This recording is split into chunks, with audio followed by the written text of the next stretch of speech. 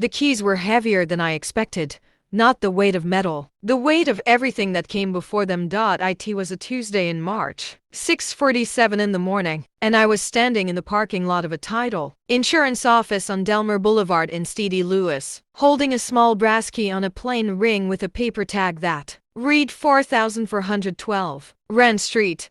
The property manager, a quiet woman named Denise, had handed them to me with both hands. The way people sometimes hand things they know matter. She did not know why they mattered. She did not need to. I stood there for a moment longer than was necessary. The lot was mostly empty. A gray sedan idled near the entrance. A man in a brown jacket walked past without looking up. The morning smelled like wet concrete and bus exhaust and, faintly, coffee from somewhere I could not identify. I turned the key over once, then I took out my phone and sent one text. 4 words. No punctuation, no explanation. I closed the app before the read receipt could appear. Then I stood there a while longer, in the cold, in the parking lot, holding the keys to a house that everyone in my family had told me I would never own. What my sister, Renata, did not know was that I had spent the last 11 months preparing for exactly this moment. I am 34 years old. I am a licensed practical nurse. I work the overnight shift at Barnes Jewish Hospital, which means I have spent more Tuesday mornings than I can count watching the sky go from black to gray to pink while driving home on I-64, too tired to feel anything except the particular satisfaction of having done something that mattered. I grew up in North St. Louis, not the part people point to on maps when they want to show what a city can become. The other part, the part where the school had 2 working radiators in a building that needed 12, where the library closed at 4 because there was no budget for evening hours, where my mother worked as a home health aide for $11.4 an hour until her knees gave out, and then she worked sitting down, answering phones for a dental office that paid her $10.20. My mother's name was Patricia. Everyone called her Pat. She died in 2019, in September, on a Wednesday, in the middle of the afternoon when I was at work and could not get there in time. She left me 3 things: a Bible with her name written inside the front cover in her careful cursive, a cast iron skillet she had owned since before I was born, and $14,000 she had saved over 14 years in a credit union account I did not know existed until the letter arrived from the funeral home's estate coordinator. I kept the Bible on the nightstand. I kept the skillet on the stove. I put the $14,000 in a savings account, and I did not touch it. That was not easy. I was 27 years old. I was making $19 an hour, working 3 nights a week and picking up extra shifts when I could. I had $4,200 in credit card debt and a 2009 Hyundai that needed a new alternator every 18 months like it was scheduled maintenance. There were times I thought about that money the way you think about something that could fix your life right now, this instant, if you just reached for it. I did not reach for it. Instead, over the next 6 years, I paid off the credit card. I got my nursing license upgraded to registered nurse through a 2-year night program that cost me sleep and 2 relationships, and every weekend I would have otherwise spent doing something that did not feel like work. I stopped eating out except for 1 meal a month that I allowed myself as proof that I was a person and not just a plan. I was promoted to charge nurse. I saved $61,000. Between my savings and my mother's $14,000, I had $75,000 set aside. I told Renata none of this. Not because I was hiding it, because she did not ask.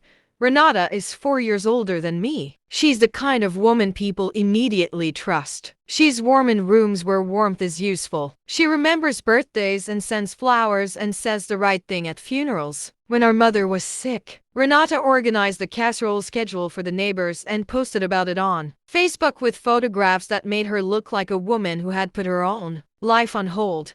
She had not put her life on hold. I had put my life on hold. But that is not how it appeared from the outside, and for a long time, I did not think about the difference. We were close, Renata and I, in the way that sisters sometimes are when they are all that is left of a family. After our mother died, We talked on the phone every Sunday evening. She called me first, always. She asked about my patients not by name, but she asked. She sent me a card on my birthday that said she was proud of me. I kept it on the refrigerator for 3 months. There was a particular afternoon in the summer of 2020, about 8 months after my mother died, when Renata drove over to my apartment with 2 coffees and her daughter Maya, who was 6, and we sat on my small back patio and watched Maya catch fireflies in an empty spaghetti sauce jar. Renata laughed at something Maya said, and it was a real laugh, unguarded, and I thought, this is still family. This is still something. That is the afternoon I returned to when I tried to understand how things became what they became. It was real. I did not imagine it. The shift was slow, gradual, the kind of erosion that does not register until you notice the ground has changed, and you cannot quite identify. When .it started with small things. A comment at a family gathering, not a family gathering really. Just Renata and her husband Devin and his sister Camille and me at a Sunday dinner where I mentioned I had been looking at houses. Renata made a sound. Not a word. A sound. The kind that communicates something without being accountable for it. Devin said the market was impossible. Camille said, gently, that the north side was difficult for first-time buyers. Renata said nothing more, but the sound had already been made. 3 months later, I mentioned I had been pre-approved. I said it plainly. I was proud and I said it plainly. Renata said, pre-approval isn't the same as approval. She said it. The way you state a fact, informational, helpful, even. I said I knew that. She said, I just don't want you to get your hopes up and then be disappointed the next time. I brought up the house search. She told me about a co-worker of Devin's who had bought a house on a nurse's salary, and then the furnace failed in the first winter and she'd had to take a second job. These things have a lot of hidden costs, she said. I told her I had budgeted for repairs. She said, you're always so prepared. The word always carried something in it, something that was not quite a compliment. I started noticing that when I spoke about the house in front of Camille. Camille looked at Renata before she responded to me. A small thing. I noticed it 3 times before I counted. I gave the benefit of the doubt. I told myself Renata was worried about me. I told myself this was care expressed as caution. I was wrong about that. It was a Sunday in October. I had come to Renata's house for a small dinner, just the 2 of us, which was unusual and should have been a signal. I arrived at 6. Renata was in the kitchen. She asked me to set the table. I walked through the dining room to get the placemats from the sideboard drawer, and her laptop was open on the dining room table. I was not looking for anything. I was looking for the placemats. The email on the screen was to a mortgage broker named Gerald Fitch at Midwest Home Lending. The subject line read, my sister's pre-approval, can you advise? I did not touch the laptop. I did not lean in. I could read from where I stood. Renata had written that she was concerned her sister was not financially prepared for homeownership, that she had a history of impulsive financial decisions, and that she wanted to know whether there was a way to flag the file, or whether there was anything a family member could do to make sure the right information was on record. Gerald Fitch had responded. His response was partial. The email was in the middle of a thread, but I could see the phrase, we'd need documentation of any claims, and below that in Renata's reply, I can get that. Give me a few weeks. I went back to the kitchen. I got the placemats from the drawer. I set the table. I kept my hands flat on the tablecloth so they would stay still. I ate dinner with my sister. I talked about my patients in general terms the way I always did. I asked about Maya. Maya had lost her first tooth. There was a photograph on Renata's phone. I said the right things. I drove home. I sat in my car in the parking lot of my apartment building for 45 minutes. Then I went inside and I started a document. I want to say something to you directly, because what I found that night is something many people do not think to protect themselves against. If you are saving for a home and you have a family member who knows your financial situation, document your own history before they can document it incorrectly for someone else. Pull your own credit report. Keep records of your savings history. Keep records of your income. Keep records of anything you have ever been told about your finances by someone who had access to your accounts, your files, or your lender. The people who interfere in these processes are rarely strangers. They are people who know exactly where the pressure points are. I did not know this at 27. I know it now. Over the next 6 weeks, I requested my full credit report from all 3 bureaus. I compiled 5 years of bank statements. I printed my tax returns for 6 years. I documented every conversation I could recall with Renata about money, about the house, about my finances, date, content, who was present, and then I made an appointment with an attorney named Sandra Okonkwo, whose office was on Euclid Avenue, whose waiting room had a fern in the corner that looked like it had been there since before I was born. Sandra specialized in real estate and financial interference matters. I put everything I had in a folder and I brought it to her. She read through it without expression. Then she looked up and said, "How long have you been keeping records?" I said, "6 weeks," she said. "Good, keep going." I kept going. Over the next 3 months, Sandra helped me trace what had actually happened with Gerald Fitch. She contacted the lending office through proper channels. It turned out Renata had provided a written statement to the broker claiming I had borrowed $8,000 from her in 2021 and never repaid it. There was no such loan. There was no such debt. There was no documentation of it anywhere because it did not exist, but it had been submitted in writing to my mortgage broker. There were also 2 phone calls to the lending office logged in Gerald Fitch's notes, both from the same number, both from Renata. I had $75,000 saved. I had a credit score of 741. I had a debt-to-income ratio that Sandra described as clean, and my own sister had submitted a false debt claim to my lender.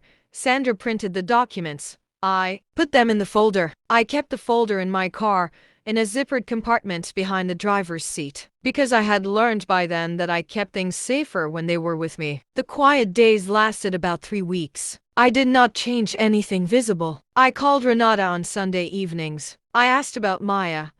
Maya was learning to read. There was a book about a mouse that she carried everywhere. Renata sent me a photograph of Maya holding the book, very seriously, the way children sometimes hold things they consider important. I said the photograph was wonderful. I made my meals. I worked my shifts. On a Thursday morning after work, I came home and made eggs and toast and ate them standing at the counter the way I always did when I was too tired to sit, watching the sky over the building across the street go from gray to yellow. I was not at peace the way someone is at peace when nothing is wrong. I was at peace the way someone is at peace when they have done everything that can be done and what remains is only waiting for the right moment. There is a difference. I kept watering a small plant on my windowsill that I had bought from a grocery store for $3.99 in September and had not expected to survive. It was still alive. I watered it every 3 days. I do not know why I noticed this so much during those weeks, only that I did. Renata texted me during this period about a family reunion in June. She wanted to coordinate travel. She asked if I was still looking at houses. I said yes. She said, "Just be careful." I said I would. I called Renata on a Saturday afternoon in February and asked if I could come by the following Tuesday morning. I said I had something I wanted to talk through. She said of course. I arrived at 9. Devin was at work. Maya was at school. It was just the 2 of us, which is what I had asked for. I sat down at the dining room table. The laptop was not open this time. The table was clean. Sandra was not present in the room, but she had prepared me for this room. I placed a folder on the table. I did not open it immediately. I said Renata's name once. The way you say someone's name when you want them to understand that what follows is a complete sentence. I told her what I had found. I told her about the email. I told her about the false debt claim submitted to Midwest Home Lending. I told her about the phone calls. I told her the exact amount she had claimed I owed her, $8,000. She said she did not know what I was talking about. I opened the folder. I placed a printed email on the table. She looked at it. Her face did not change the way people's faces change in movies. There was no dramatic moment of breaking. There was something else, a slight stillness. The way water goes still in a glass when the thing that disturbed it has stopped moving. She said the email was taken out of context. I placed Gerald Fitch's logged call notes on the table. Her phone number, 2 calls, dates and times. She said she had been trying to help me. I said, "You told me to be careful." I was. She looked at the folder, then she looked at me. The refrigerator in the kitchen made a low, mechanical sound. A clock on the wall moved 1 second. Renata's hand, which had been reaching toward the paper, went very still on the table. She said she had just been worried. I said I had the statement she submitted in writing. I said Sandra Okonkwo had a copy. I said Midwest Home Lending had been formally contacted and the file had been corrected. I said 3 months ago. You told me that pre-approval is not the same as approval. I let that sit for exactly 2 seconds. You were right. But I got approved anyway. She said this was not what it looked like. I said I knew what it looked like. I also knew what it was. Renata stood up. She said I was making her into something she was not. I did not say anything to that. She picked up her coffee cup. She put it down. She picked up her phone. She walked to the living room doorway, stopped, and turned back once, as if she was going to say something else. She did not say anything else. She walked out of her own dining room and left me sitting there. I sat at her table for another 2 minutes. I collected the documents one by one and put them back in the folder in the order Sandra had organized them. I left the house and closed the front door behind me the way you close a door that belongs to someone else. Midwest Home Lending removed the false debt claim from the file. Sandra filed a formal complaint with the Missouri Division of Finance, documenting Renata's interference. The record exists. It will exist for a long time. I closed on the house on Rand Street on the 3rd Tuesday in March. The purchase price was $147,000. My down payment was $29,400. My monthly mortgage payment is $781. Those are the numbers. I like saying them, not because they are large, because they are precise, and they are mine. Renata did not attend the closing. She has not called me on a Sunday evening since February. The last message she sent me was in March, a single line that said she hoped I was happy. I did not respond. I do not know yet what the rest of the relationship will be. That is still being decided by time, which is slow and does not ask my opinion. What I know is this: I moved into 4412 Rand Street on a Saturday in April. I brought my furniture, I brought my plant, which was still alive. I brought the Bible with my mother's name in it. And I brought the cast iron skillet. I set it on the stove in the kitchen of my house, the one I own. The one that carries my name on a deed in the street, Lewis County Recorder of Deeds office on South Central Avenue, and I cooked eggs in it for the first time. The skillet is heavier than I remember it being when I was small and watching my mother use it. Or maybe I am just carrying it differently now. I do not think of what happened as a victory. I think of it as a correction to a record that someone tried to alter without my knowledge, of a life that someone tried to make smaller than it was. I earned every number in that mortgage. I earned it in overnight shifts and night school and years of not reaching for money that would have made things easier right now but smaller later. I earned it in a kind of patience that is not passive. It is active and deliberate and quiet. My mother saved $14,000 in 14 years on $11.4 an hour.